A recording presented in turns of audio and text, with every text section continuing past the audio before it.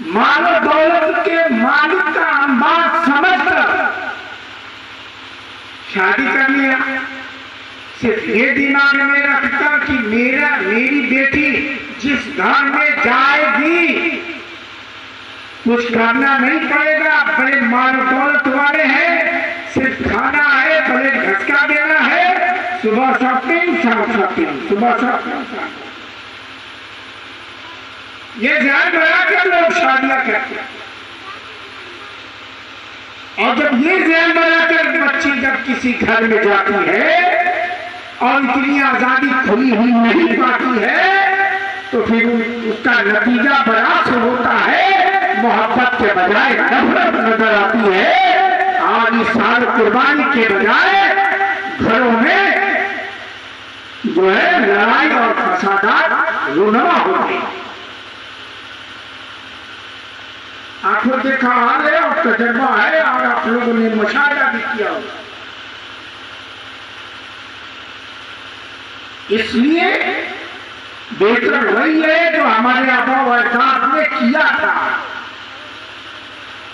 सादगी के साथ निकाह और सादगी के साथ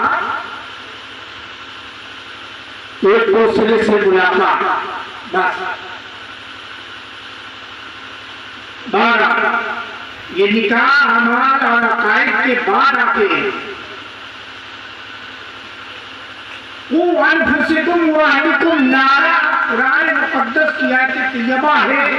रब कदीर फरमाता है कि तुम अपने आप को और अपने अहलो अयाल को जहन्नम की आग से बचाओ। अपने आप से बच गए अमल करके, अकायद बेहतर बनाकर। तुम्हारी जिंदगी जैसे ठीक कट गई, 85 वर्ष की है, 40 साल की है, 45 साल की है, 60 साल की है, कट गई।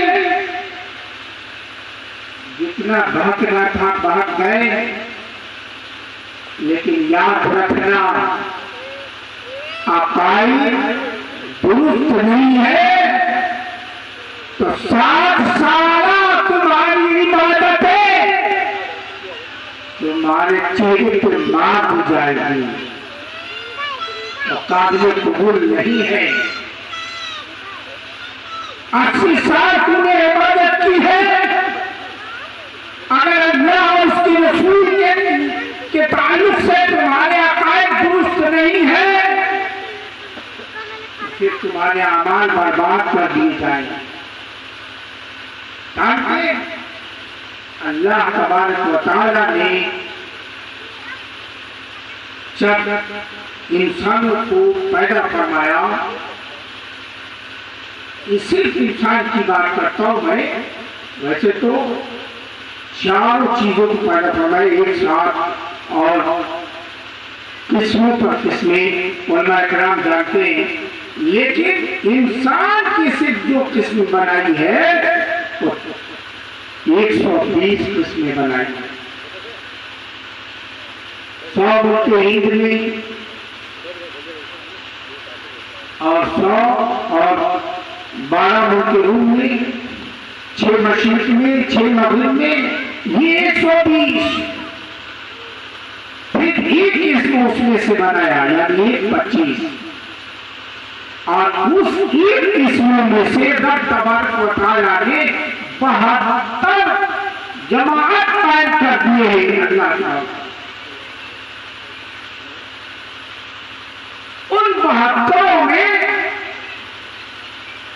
तफसीर अल-वसीता के हवाले से अल्लामा जलालुद्दीन सुयूती रहमतुल्लाह अलैह ने भी बयान फरमाया और रूहुल बयान के अंदर भी ये बात मौजूद है। उस एक किस्मों से अल्लाह तबारक व तआला ने 72 बनाए और एक को नाजी बनाया, यानी कुल मिलाकर 73 फिरके हुए और 72 का कोई हिसाब नहीं है। ये 73वां फिरका जो नाजी है उसी के आमाल का हिसाब होगा।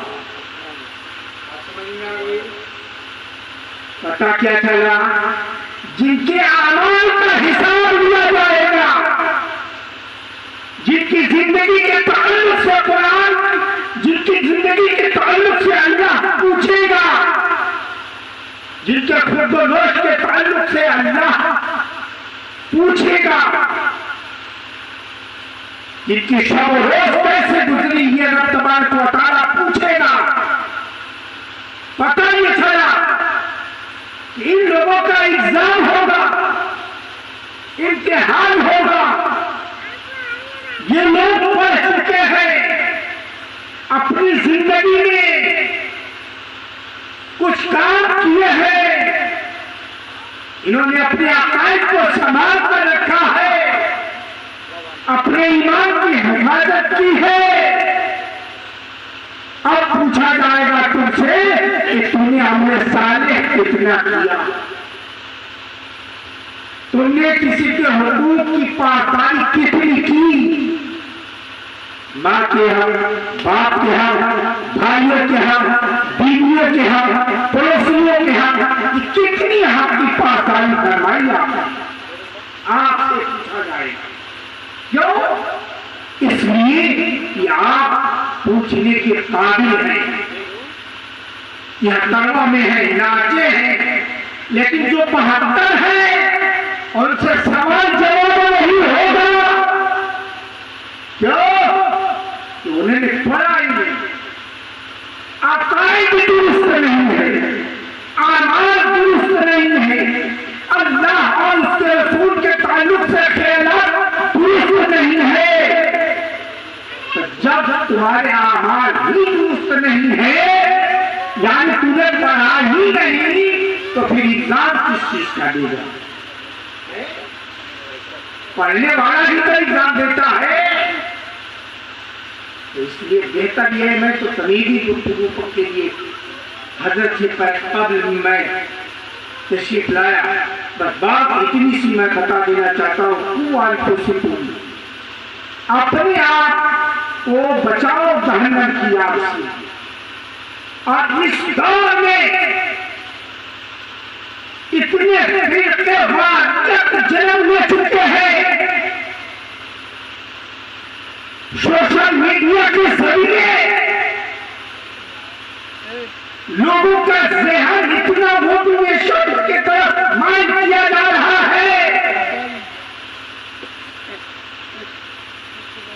ये यूट्यूब, फेसबुक, ये व्हाट्सएप, इसके जरिए लोगों को इतना वर्गड़ाया जा रहा है, दीन से दूर किया जा रहा है, सिराते मुस्तकीम से इन्हें हटाने की कोशिश की जा रही है। और ये सब क्यों हो रहा है? ला इल्मी की बुनियाद पर, इल्म नहीं है। और जानते ही हैं, आपने पहले से सुन रखा है, नीम हकीम खतरे जान, नीम मुद्रा खतरे ईमान। ऐसे नीम मुद्राओं से सबक हासिल करने से कोई फायदा नहीं होता। आप आलिम से सबक हासिल कीजिए तो आपकी ईमान की हिफाजत होगी, तो आप अल्लाह की जहन्नम की आग से बचेंगे। आप मुफ्ती से इल्म हासिल कीजिए, मुफ्ती से अपने अकायद दुरुस्त कराइए, आलिम दीन से अपने अकायद को दुरुस्त कराइए, हाँ हुफ़ाज़ किराम से अपने अकायद को दुरुस्त कराइए। न कि तुम इंजीनियर के पास जाओ और अपने अकीदे की दुरुस्तगी चाहो, न कि तुम डॉक्टर के पास जाओ और अपने अकीदे की दुरुस्तगी चाहो। हरगिज़ ऐसा नहीं हो सकता। डॉक्टर होगा वो अपने उस फन में माहिर होगा, जो इंजीनियर होगा अपने उस फन में माहिर होगा, जो एडवोकेट होगा अपने उस फन में माहिर होगा। लेकिन जो आलिम होगा यकीनन वो इल्म के फन में माहिर होगा और लोगों के अमाल को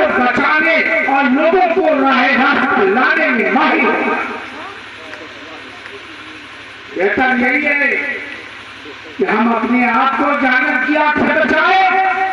और अगर हमारे बच्चे भाग रहे हैं किसी जानी सोशल मीडिया के जरिए या किसी आवाज किस्म के लोगों के जरिए भाग रहे हैं, उन्हें समझाया जाए, सही दीन उनके सामने पेश किया जाए, सही दीन का मतलब और सही दीन का मकसद पेश किया जाए, ताकि जो है आने वाले वक्त में अल्लाह तबारक व तआला जब हमें इस दुनिया से रुखसत करेगा तो हम ईमान के साथ हंसते हंसते जाए और रब के सामने जब हम खड़े हो शर्मिंदगी के साथ हमारा सब नीचा न हो, बल्कि फख्र से हम सरकार का दीदार भी करें और हमारे दाहिने हाथ में नामे आमान भी।